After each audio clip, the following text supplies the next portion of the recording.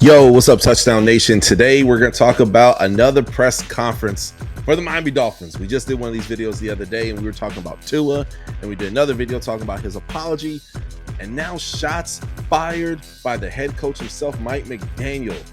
No longer in soy boy status. He wants to be a big boy, a big man, a badman, perhaps, and taking bench Tua. So we're going to talk about that and what he said in this 2-minute post-game conference. So I'm going to go ahead and hit play. I'm going to save most of my commentary for the end. And you guys, comment below. Let me know your thoughts. And I did take and lower the quality, and I sped up the speed of his voice just so YouTube don't come after me.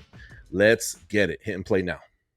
I mean, if you are negatively affecting the football team routinely, I don't have a choice but to assess a different player, and I have to coach a lot better as well. So we're going to find out who and what we're made of. What was your conversation? So yeah, this took cojones because that's 6 interceptions now in 2 weeks. I'm gonna go ahead and hit play. It'll be tape driven. So I'll take a look at the tape. But you don't need tape. You saw what you saw, bro. You're trying to think of an answer.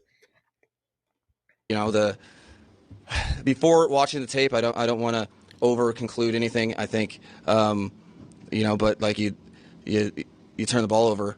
It's the number one indicator of wins and losses, and it negatively affects the team. I think there's multiple factors in those turnovers, but I know at least 1 to 2 of them were extremely preventable from Tua, and he knows that. He was it's true. He was it just wasn't good enough. So we'll watch the tape and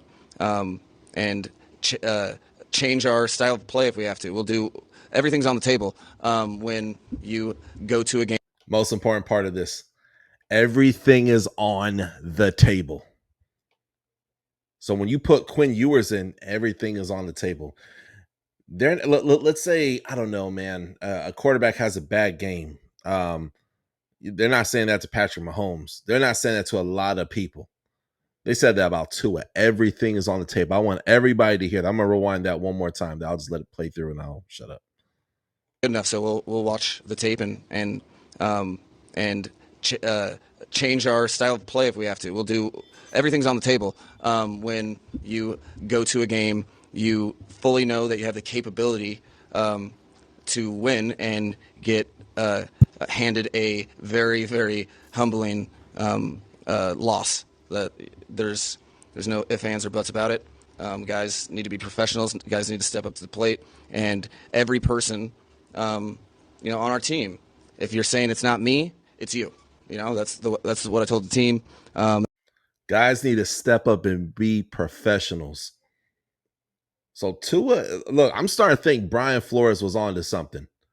I had my little pokes of Brian Flores. It was simply because he couldn't pick an offensive coordinator. I don't know if y'all remember that we had 2 offensive coordinators, but outside of that, he was a pretty dang good coach. I mean, the guys respected and feared him, right? And he was also loved as well too, but he was respected. I don't know, man. I'm gonna rewind that one more time, man. That's, oh my gosh. So what that tells me is that Tua is not professional.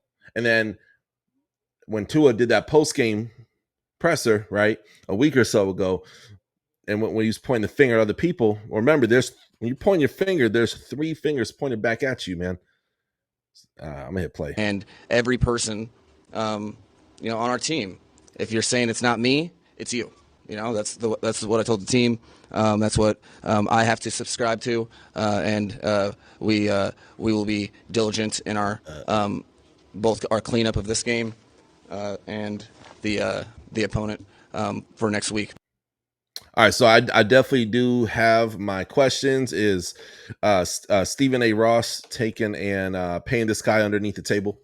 You know what I mean? Paying him the $100,000 that he would have paid Brian Flores to take and tank. I don't know if you guys remember those allegations. I have my questions for sure. Still, Chris Greer still needs to go. But man, I sure do love it when our team is making a step in the right direction. I sure do love it. Tua look fake upset on the sidelines. The O-line is terrible. So that I can't blame on Tua. That guard needs to be benched. I know we just got him. He has to develop. We could put him in there. He did have a nice block downfield. I did see that today, so I do want to be fair in my assessments. But, man, he got to, like, I don't know, put someone else in there, man. He just needs to sit back and just look at the game from, a different perspective, the sideline perspective, and slowly they put him out there to start. It shouldn't be just because you're drafted in day 1 or day 2. Oh, you're a starter. You know what I mean? And this game was ugly. Darren Waller injury, you know what I mean? Malik Washington injury, Jalen Waddle injury, though he looks like he kind of got the wind knocked out of him. This is an ugly year. I mean, these players, they're talking to their agents, hey, get me the heck out of here. I want to get out of here. You know what I mean? Like, the locker room is lost. So it's not just Tua, it's Mike McDaniel, it's Chris Greer. This project is going to get nuked. But one thing I did love, and my favorite part of the game, was a pass to D. Eskridge by the Texas man himself, former Longhorn, Quinn Ewers. Oh, my goodness, man. He dropped it right in the breadbasket.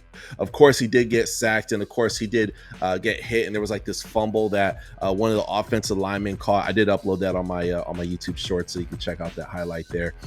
But, man, what a rough go-round for us Dolphin fans. What a rough game. I do cover the whole NFL, man, but it's crazy. I find myself covering my own team almost all the time because they're always giving me reasons to talk about them, positive or negative, right? So, comment below on what Mike McDaniel means. I need everybody to comment below. Also, if you do me a huge favor, please hit that subscribe button if you never came across my channel before. Don't just cover the Fins. I do live player interviews, interview college football players, NFL draft prospects, just original content, kind of a boutique channel. So please do check me out. We'll catch you guys next time on the Touchdown with Doug Smith. But yeah, comment below your thoughts on this. It's good to see Mike McDaniel do this because I was not expecting this. I was expecting another post-game interview where he's like, yeah, the game could have been better. We gotta go to drawing board. Just a whole bunch of nonsense. This ancient alien language of drunkenness. I was expecting that. I was like, whoa. Okay, we hit a new low today. We hit a new low today. We got a new fragrance of losing today. That incense took and got to upper management. It seems something has snapped in Cleveland. So anyway, we'll see what happens. But comment below, hit that subscribe button. We'll see you guys next time on the Touchdown with Doug Smith. Hit subscribe.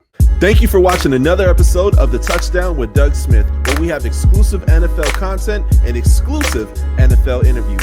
Be sure to hit that like and that subscribe button. Follow us on social media. See you on the next one.